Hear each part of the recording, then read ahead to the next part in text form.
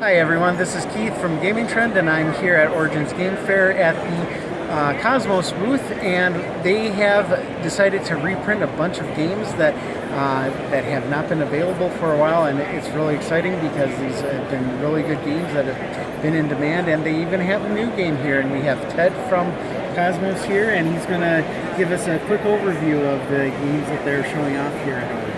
Yep. So first we have Dohdles, which is a party game by Klaus Teuber, author of Settlers of Catan. This is a reimagining of a game called Barbarossa, which Klaus did in the 80s, I believe. It's a party game for 3 to 6 players. Each player makes Dohdle shapes out of this special clay, and they write down what the Dohdle represents on this piece of paper and hide it at the beginning of the game, hide it under the board. And then the object of the game is to guess other people's Dohdles correctly, and that moves you forward along the board. If you get your Dohdle guessed, you can also earn points to move forward. So ideally you want to make your Dohdle guessable after 4 rounds of guessing. So if it's too easy to guess, then you earn 0 points. If it's too hard to guess, you earn 0 points. But if it's guessed after 4 rounds of guessing, then you earn 3 points to move forward. So it's sort of like you're trying to get the sweet spot.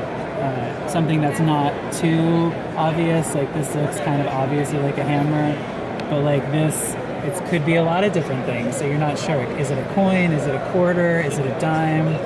So there's 2 different ways that clues are revealed. One is by asking 2 yes or no questions, and the other is by having one of the first 5 letters of the word revealed.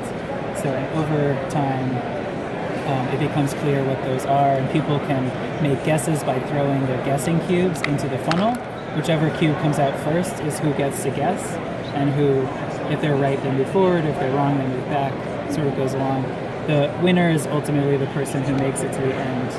To the smiley face. To the smiley face, yeah. Or if nobody makes it there, it's whoever is furthest along the track when all the Dohdles are guessed.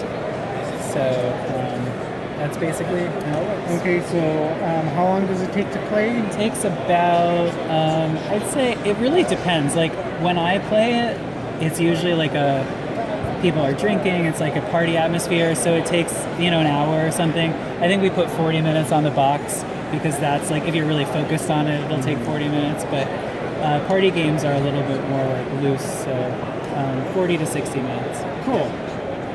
Okay, next up we have Lost Cities, the board game. So Lost Cities board game is by Rainer Knizia. This is a board game version of the classic Lost Cities card game. So basically, everybody starts with these explorers, and you have up to 5 explorers, and you're trying to move them forward along these game tracks. The farther out you move, the more points you get, and the person with the most points at the end wins. So the way that you move your explorers forward is by playing cards. You have to play, similar to in Lost Cities card game, you have to play a low card first and then put higher cards on top of it. Every time you put a card down, you can move a player along that track. So like this is the red track, red cards move you along the red track, blue cards move you along the blue track. And along the way you can encounter things like artifacts which give you bonus points, or this is a secret path which moves you forward 1 step, or these are just straight bonus points that you can acquire. You can play 1 round in a short version of the game, or 3 rounds in a longer version, and whoever has the most points at the end of 3 rounds wins. So that's basically, it was released as Keltis in Germany, which won some great awards there. It was in the US market before as Lost Cities, and we're bringing it back. It's a reprint. Yes. The next game that we have is probably the best known of the games that we have. It's Lost Cities again, but this is the card game. Yeah. So yeah, this is a real classic. It's kind of like, I think, a must-have in anybody's game collection. 2-player game, and you're basically trying to get the most number of points. You get points by totaling up your cards in each of the 5 different color columns. But you have to lay them in the correct order. Yeah, you have to start with low cards, and then only high cards can go on top of low cards. There's only one of each card, of each number in each color, so if your opponent has used one, you know that you can't use it in your column. So there's also wagers at the beginning, which make it higher stakes. You can also discard cards that you don't want to use in the middle, and your opponents can take those cards. And the other trick is that there's a 20-point. You start out 20 points in the hole because you have to. You have a negative 20 to start, and you have to at least get up to 20 points to break even, and then you get more than 20. So you have a bit of risk reward there. Yeah, exactly. Risks and rewards. Yeah, this is probably one of Rainer Knizia's most well-known games that he's done. And how much is it? This is a 1995 retail. Great. 2 players, pretty fast game. And next up is Kahuna.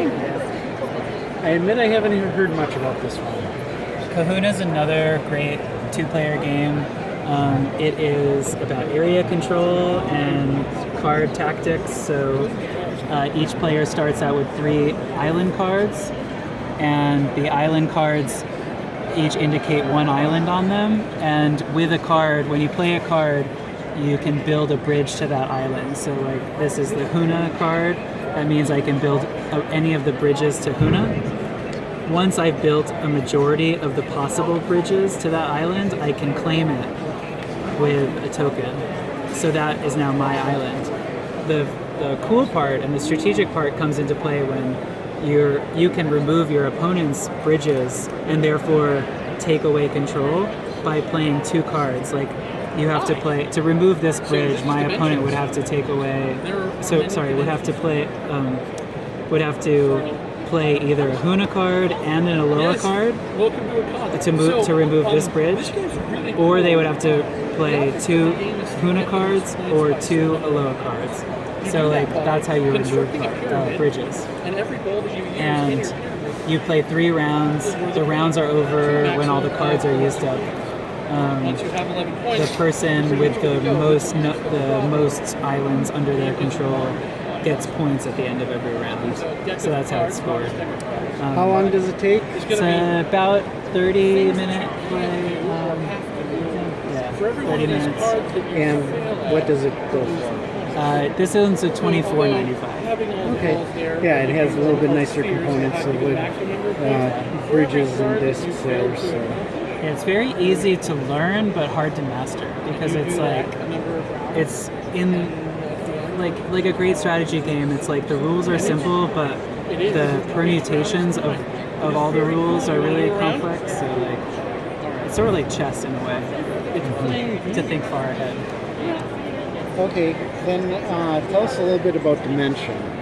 So, looks very interesting. So, all right, so let's get it. All right, so let's just do these. So you can use any balls once the time starts. So what this one means is that black balls, black spheres, cannot be on top of any other type of sphere.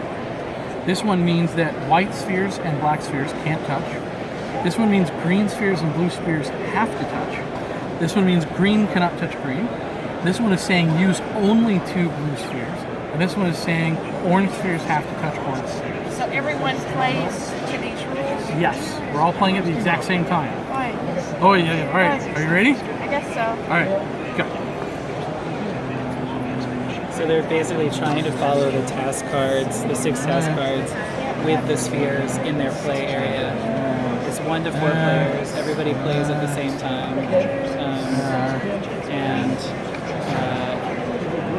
it's like a great logic puzzle because sometimes you have things that conflict. It'll be telling you that you need 2 blue balls, but you also have to have all your blue balls touch green balls. So things like that. Okay. All right, you think we got it? Okay. All right, so do you have any black spheres that are underneath it? Okay. So it looks like kind of logic, dexterity, colorful game, and then we have one other one that has been very hard to find. It's Ubongo, and it looks kind of like Tetris. So you got that one, and then are all of your green spheres touching blue spheres? So Okay, so you got that one. Ubongo is a puzzle game where you can play 2 to 4 players. Every player has a card like this and 12 colorful shapes, one of each color. And the goal is to use either 4 shapes or 3 shapes, depending on whether you're playing easy or hard mode.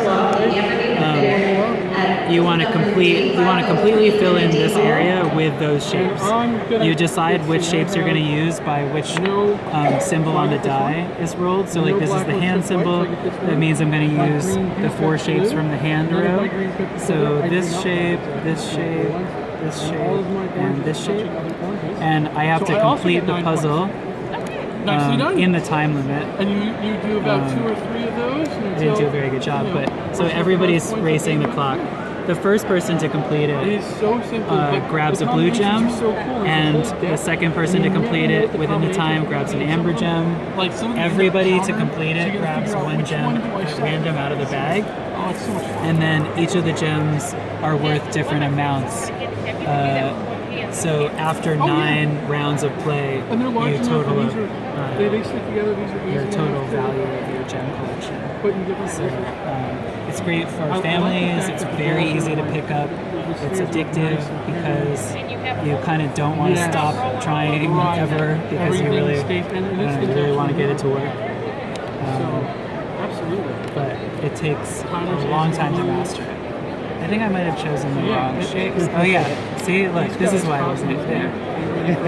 So that's part of it. You have to choose the right shapes. But yeah. So going back to Dimension, how much does that one run? Dimension is a $49.95 retail, and Ubongo is a $39.95 retail. And both are available now?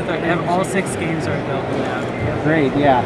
I'm glad to hear Kosmos is coming back with a lot of these games. It's really exciting to see them here with these. I know Ubongo has been one that people have been searching for a while. So. Yeah, Kosmos is now fully committed to the U.S. market, English market, and we'll be doing most of Kosmos' board games. And we have to start out a little slow. We can't take the full catalog to the market all at once because we want to give each game the attention that it deserves, market it properly. But yeah, we'll be doing a lot more Kosmos games in the future. Great. Thank you very much for your time, Ted.